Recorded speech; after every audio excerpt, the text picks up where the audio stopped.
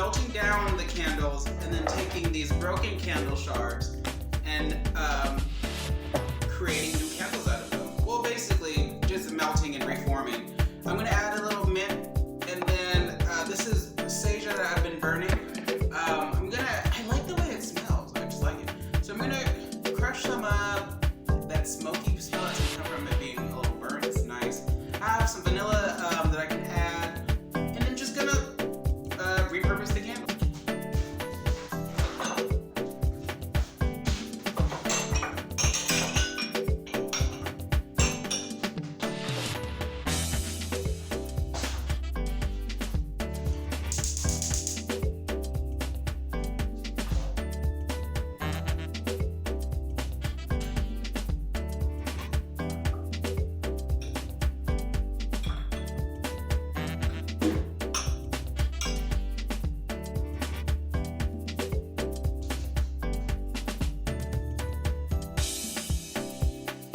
So, change of plans.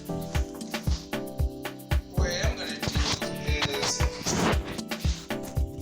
melt the wax in this thing and then pour it into each of these. I'm just not gonna have a clean glass.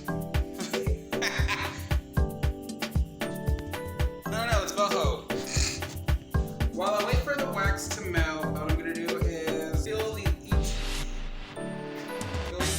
with the sage and the peppermint. The second most important part, the wick. The first part being the wax, which I guess they really are a team.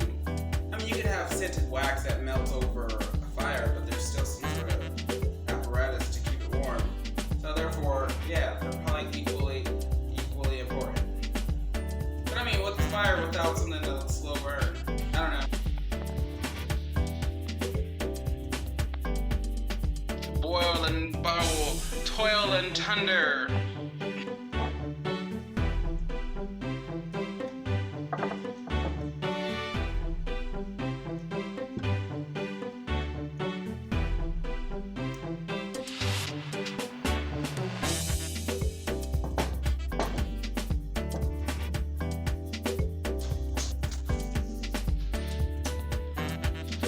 Each of my empty candle has 2 wicks in it, and the bottom layer of sage.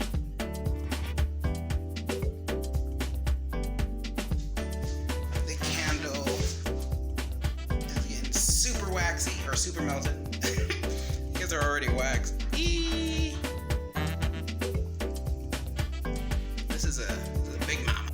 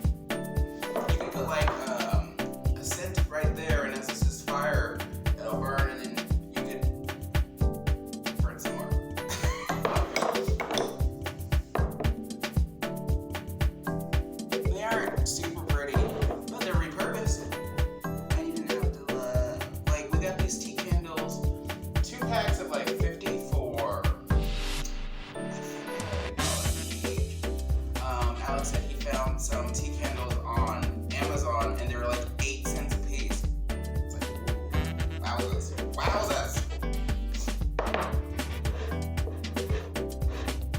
I did get one of them cleaned.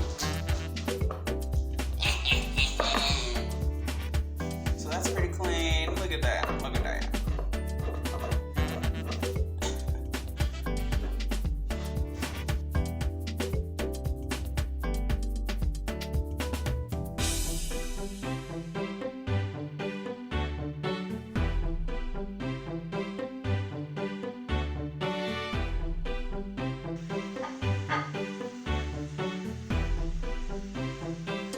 I'm a little nervous about how big this flame is.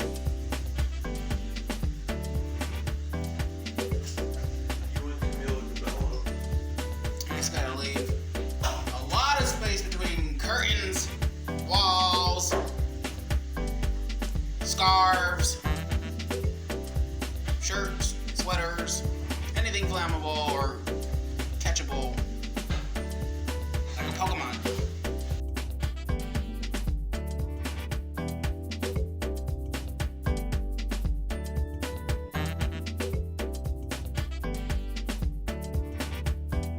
Thank you for visiting my apartment. I'm David Carter. This is